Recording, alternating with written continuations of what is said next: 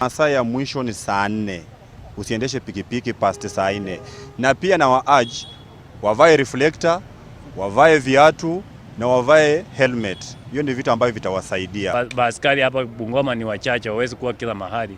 Na mimi naomba wanabodaboda wafanye biashara na wakishingatia sheria. Kwa hizo vijiji kuna barabara muhimu zile tunasema main roads. Hizo barabara watu wanaepuka, wanaenda wanatumia zile vichochoro zile. Sisi tunasema usiku itabidi wewe kukuja kuzingatia kwamba tunapitia sehemu watu wengi wanapitia. Manake hapa Bungoma nduru ikipigwa na mwanabodaboda ama mwananchi yote, wananchi hutoka na huyo mkora hata ponyoka.